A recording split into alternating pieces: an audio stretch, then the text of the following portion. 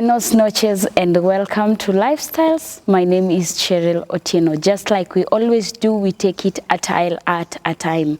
When you hear drug addiction, something clicks into your mind about distraction, about irresponsibility, about depression, about mental health. But what is it that we really do not know about this particular tile?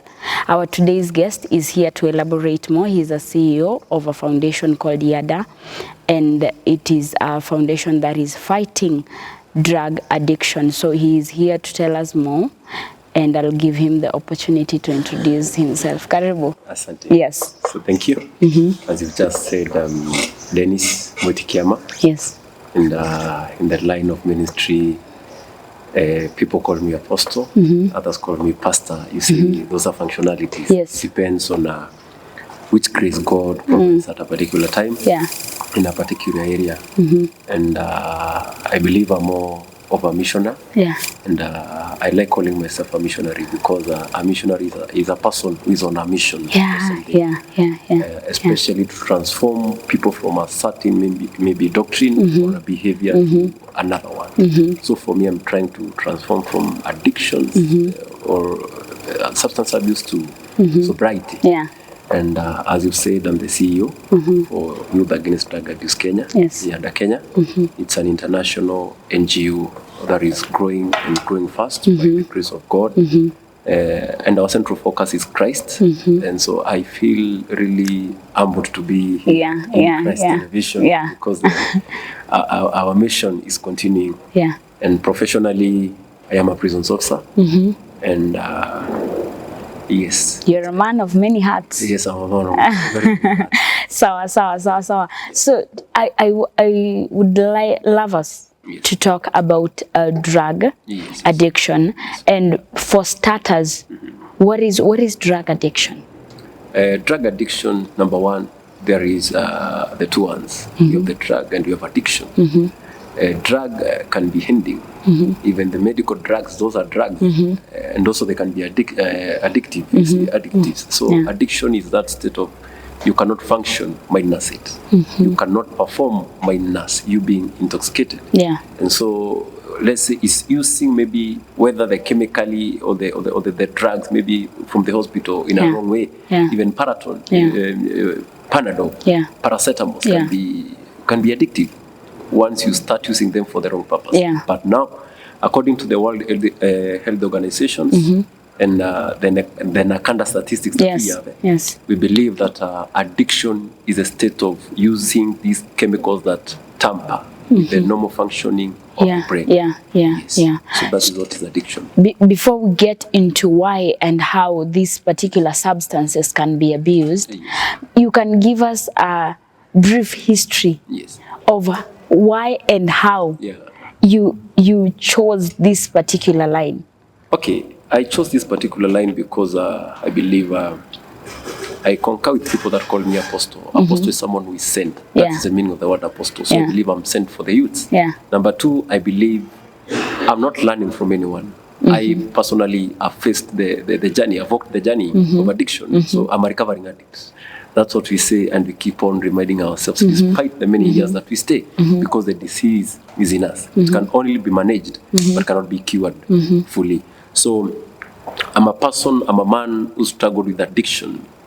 And when I say addiction, let me give 80% to substance addiction. My drug of choice that we call the DOC, majorly zilikuwa ni pombe.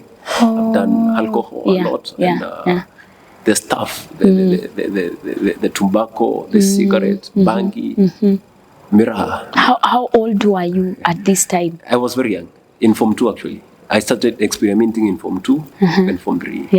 And it came because I wanted to fit in a class of some people.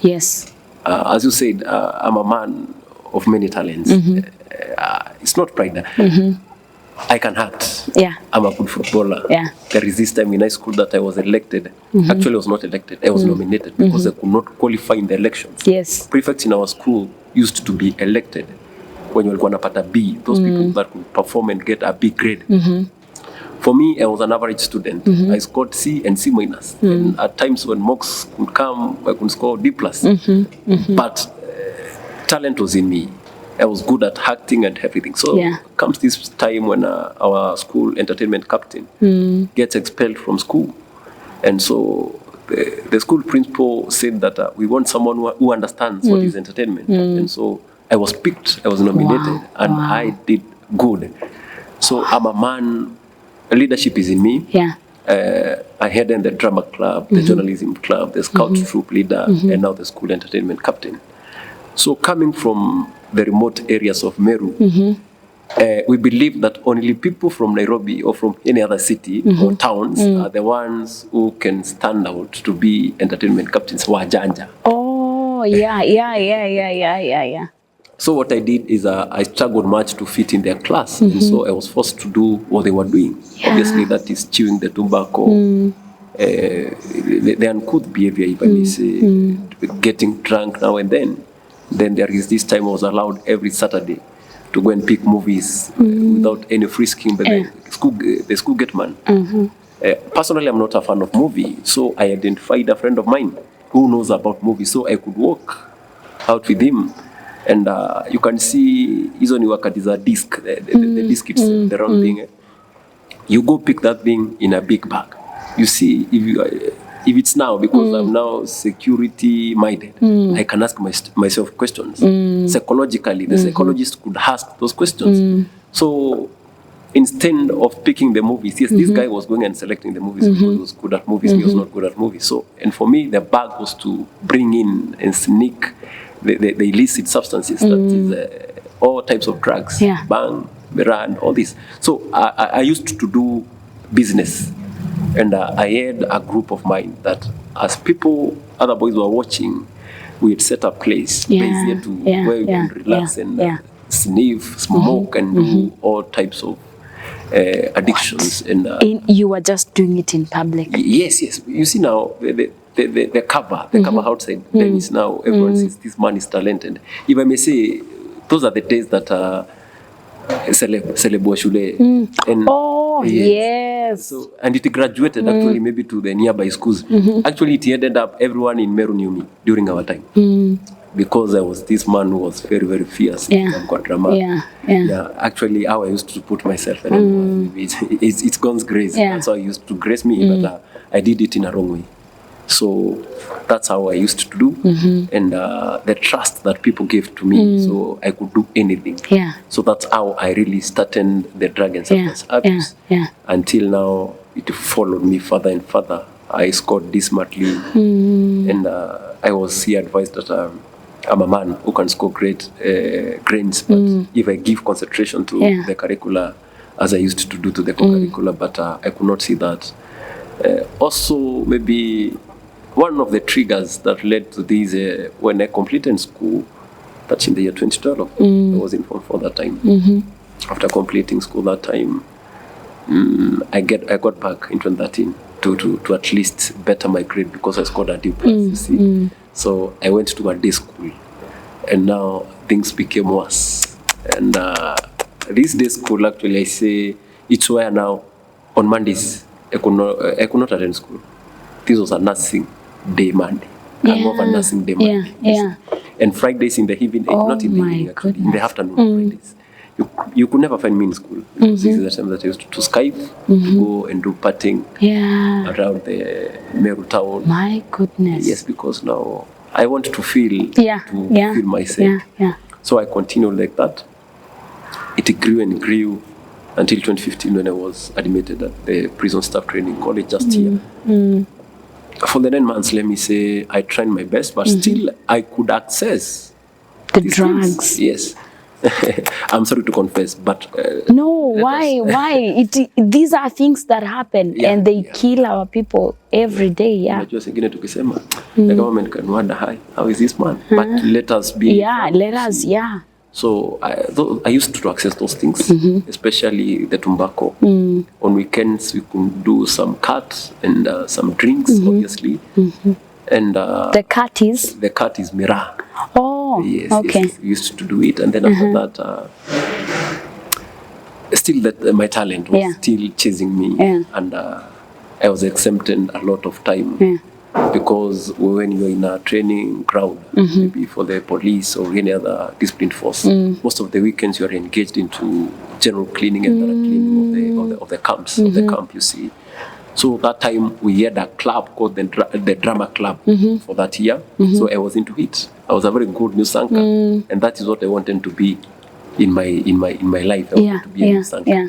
So I was absorbed. So most of the time, as these people were doing their stuff, sisi tuko pale train. So you see the talent is there, but still substance seduction is still in me. But I luckily got out very well. No one knew, but my friends, close allies knew that I was a drug addict. And, actually, sometimes I could not speak. You see, I have the talent, I can speak because I'm a good public speaker. But kuna mali ilifika, nikaona I must use something so that I communicate myself. And I think that is where I went more and more wrong, doing the right thing in the wrong places. I started being a reggae MC also. You see, I must do the reggae style. I must take the bang. Yeah. It's like sacrament to them. But my friends, oh, that's not the real thing. Yeah, it's bad. So I continued like that. I was posted at Nairobi remand prison. That in the year 2016. And in the year 2016, let me say my work was not good. My appraisal was not advancing. Actually, it was deteriorating day and day. I was stopped salary severally because of indulgence into drug and substance. But really what made me this mad is I had a relationship when I was in class 6 and the girl was in class 4. So in our time in high school, we used to promise each other heaven and great things, you see. And actually, I remember she used to tell me, when I look at the future, I see ourselves as Lulu Hassan and Rashid Abdal. So you can imagine those promises. Yeah. But once I came from my training camp, the girl was exposed to the environs of Nairobi. So for the first day, we catched up. We had some drinks, we had some break. We went clubbing, obviously. I went back to Meru for a short break. Now I came officially to report to work. So there is this day that I called her and told her maybe show up. It was on a weekend. It was on a Friday. And maybe that weekend was not supposed to report to work. So I wanted company, obviously. Now I'm very much away from my parents. No one is governing me. No one is chasing after me. So I just called her, and the lady really put me down. And she told me, I cannot deal with an askari. Siwezi. We mimi sitaki yangu. You see? Nairobi girls. Actually, I called her thrice. Yeah. The first time I was told, excuse me. And so I thought maybe she was engaged somewhere. So I called the second time. And she told me, I said, excuse me, I saw this thing is getting serious. Now, having schooled with her back in primary, I called her and introduced myself. Well, that this is Dennis Wakiama, because my dad is a teacher who taught her and taught me. So I told Dennis Wakiama. That You can't forget that. Yes, because I know she can't forget that. So she told me, I just said, excuse me, I cannot deal with you. You don't know how to clad, to wear. What? Actually, I was a jeans man. I was a man who loved jeans. Ile ubabi sasa. I was more to it, so. And that's why I wear suits. People judge me of suits anyway. But I made a declaration with my gun that when you help me go, I was dumped because of suits and you see. So the heartbreak worked for your good. Yes, it worked for my good, and she's my friend even today. Yes, but unajua lazima pia nijichoche kidogo. So I went on like that. So I was like, I hated myself more. My self-esteem was lower because now you can see, if it were not of my job, then this girl could be my girl. So I hated my job. I hated my parents. Why? They didn't give me chance to decide which course I want to do, and I wanted to be a journalist. So I indulged into alcoholism. Actually, I could not attend the afternoon job. It is not. So it became a time I was stopped salary, and I turned out now to be someone else, a dirty man. Not as you can see me probably now, to be dirty. Actually, I could have a bath, I think once in 3 months. Once in 3 months? Once in 3 months. Why? Because I will go clubbing. Yeah. Kuna club inaitwa Texas Town. Nilipenda sana. So it's a reggae club. So I used to go there up to 5:30 in the morning. Then I drop hapo inda. Then I change by 6:30 niko parade. So where I will be assigned duty, I would look for a place that I can sleep. So I sleep up to 12. Mostly our duties go up to 1. So I could go sleep up to 1. Then we come and change shifts. I go change the uniform, narudi base. So it went on like that. And let me say, when the salary was stopped, my mom used to support me. My family used to support me because they know I'm in Nairobi, I'm not being paid, I'm working nearly, you see. So the money that they used to send me, actually I used to, the most expensive food that I used to eat was lunch. And that cost me 40 bob. So the rest of the money is drinking and chewing. Miraa and chewing, cat, mogoka. And I didn't know my mind was losing. So for me, I was seeing myself, I'm okay. But people could tell me, Dennis, the way you came and the way you are, there must be something wrong. You can imagine, unakopa mogoka until inafika 11,000. Yes, my mom paid that bill. What? 11,000. Yes. Yeah, now that is now addiction. Yeah, so 11 Gs. 11 Gs, yes. So I also started having tremens. I could not speak my word out in the morning unless I get a puff of cigarette or a quarter or a tot of a spirit. Something that just started with you trying to fit in, just to fit in, is now finishing you. Without the people you were trying to fit in with. Actually, most of them are doing well. And they were like, Dennis, hey Manzi, your life is not good. So that's why I say addiction depends on someone. It's not, my case cannot be your case.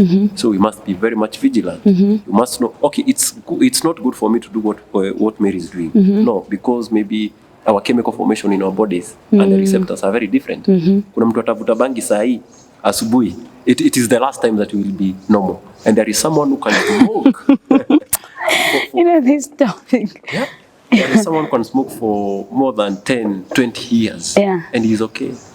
But truth be said, at one point, psychologically, and if he or she is assessed by a psychiatric, you will realize kuna kitu moja function mzuri. So I continue like that, drinking and drinking and drinking and drinking until there was a nikapata accident. And on this day, it was on a Friday morning, and it was a administration police pass out, and my cousin was passing out. So this morning I called my mom and told her, you see now, people are coming all the way from Meru to come and visit this gentleman with gifts. What am I going to give? Sina mshahara. So mom told me, just wait, I will send you some money. She sent me 2,000. And I was like, wow, huyu jamani askari kama mimi nimpatie 2,000 ya nini? So for me, it was just to appear technically. That was my intention. And maybe in the evening or in the afternoon, actually, I was to withdraw and rush to my base to take my chewing, miras and the alcohols and what have you. But I don't know if it was God's plan. Just before I got to the place, I was as I was a palio. Let me say, I was driving. Actually, I was being driven by someone. I just kaingia tu kwa motorbike kawaida. Vile tu unaweza panda motorbike Nairobi. So we were hit by a car. That is Kenya bus. That bus, yes. And then that's how things now started changing. That's how things started changing. Yes. So the next step, I saw myself at Nairobi West in pain, in great pain. But because of the disease of addiction, I told myself I'm not it, so I couldn't disturb the doctors. Can you please bandage my leg and leave, allow me to leave? Because now bana ni saa 9 base, watu washaingia, and people now are wondering. You see, actually, the ambulance was called all the way from Kiambu, all the way to that Initoaje bypass. Yes, it came and picked me. So when I got to hospital, I was injected with a drug that is called morphine. Morphine is a prescription drug purposely for pain. And when I was injected, I told the doctor, "Oh, if you are going to be giving me this, I can stay in this hospital for as long as you want." Because now I was feeling high. So it compensated. Little did I know the doctors cannot agree that. Actually, you're supposed to be given another dose after 8 hours. At least I was done the surgery, the plating was done, I was admitted for 2 weeks. So I was forced to get back to my place because that time I was not married. Not as married, there no one to take care of me. So I got home. My mom came and picked me in Kakameru. Nikavumilia, maybe the first month. The second month they started gizzering drinks from outside. I would ask people to bring me drinks, to bring me mira home as I do myself. So it continued like that, and job and mercy on me. So my salary was reinstated back. I remember I received like 100,000 because ilikuwa imesimamishwa kwa muda mrefu. So after this, what I did is clubbing started. I started feeling the atmosphere. I don't want to stay here. Aibambi nikishikisha peke yangu, aibambi nikikunywa peke yangu. So I used now to call motorbike. When parents are not around, I jump into it and go for clubs. I'm in clutches, my leg is plated. I cannot sit well on a motorbike. Actually, I was sitting sideways. What I used to do, I used to carry two pillows. And all these things, by the way, are recorded in my gallery. It is God who made me have pictures of them. Sikuwa najua kama nitakuja kuzitumia. So that's why I say, I talk what I've seen, not what I've learned. So I could carry these pillows. As you're sitting now, this chair was for me to place my leg as I do the drinking with other friends, just to place it to be straight. Sababu ikikaa chini hivi, it was very painful. So naekewa. As I continued drinking, for you to feed your addiction. For me to feed my addiction. So I continued like that. Everyone home was mad at me. But I could not realize this. So it came this time around October. I decided to convince and seduce the banks because I'm now a civil servant and pleaded with them automatically as a civil servant. They just need your payslip, and I was given access to 800,000 Kenyan shillings as loan. Dennis, you are a rich man. Yes. So I remember I was employed at the age of 20. This is my early 21. You see. So I have now 800,000 cash. The thing that I only thought of, I bought a second-hand motorbike at 100K. 300K, don't know how I spent it. Why I said 80% is substance addiction, because 20% is of other addictions. Being promiscuous, obviously. Everyone who does drugs, a lady or a man, he or she is promiscuous, multiple partners, you see. So I wanted still to the girls to know Dennis is here, and Dennis is the man, yendio bazumta. So you see, the 300,000 I just to stand on drinking and maybe patting. 400K I put up a club that didn't last for more than 2 weeks. And it was on December 12th. That's when we opened it. We launched it officially. It was called Club Zion. You see, people, my friends were convincing me, just called it Club Jamhuri because ilifunguliwa Jamhuri Day. But I was telling them, no, Zion is my thing. I didn't know there was a spiritual connection, you see. So for 2 weeks, it took me only 2 weeks to finish the stock myself. Because the first day, I turned out to be very much arrogant. You see, when you chase customers, they won't come back again. So I really beat them using my stick. That is the clutch, and breaking glasses and what have you. So from there, the customers were put off, and so it's I who was drinking the stock. Naingia na juzia. My motorbike used to take me to the place. Nakunywa, nikimaliza naenda, nafunga club yangu naenda. For 2 weeks, the 400 was done. That is stock, minus the painting, minus the design, and what have you. And after this, I just told mom and dad, you go and pick the chairs and everything. Nishamaliza kazi yangu. So you see, frustrations zimeongezekea. Number one, I was frustrated of this girl. Number two, I was frustrated because of my job. Now I have a job, I'm frustrated. I am empty. My payslip is just running empty. It's on a negative space. Yes. Hey, well, let's hold it there. Let's hold it there. So our time, oh my goodness. just hold it there. Our time for today Yes. is over. But don't worry, Don't. because we are going. You have quite a journey. You have quite a journey. I don't even need to ask you why you thought of Yada. I don't even need to ask you, because that was a deep. I think it's one of the deepest pits of addiction I've ever had. Yes. And I cannot wait to hear how you came out of that in our next episode. Yes. So that is all we had for you for today. That was Dennis Wakiyama. Did I get that right? Yeah. The CEO of Yada, telling us about his story with the drug addiction. This is not just something that you do a parting shot. This is something you listen to until the end. So stay tuned even as we continue with this story in our next episode. Ciao.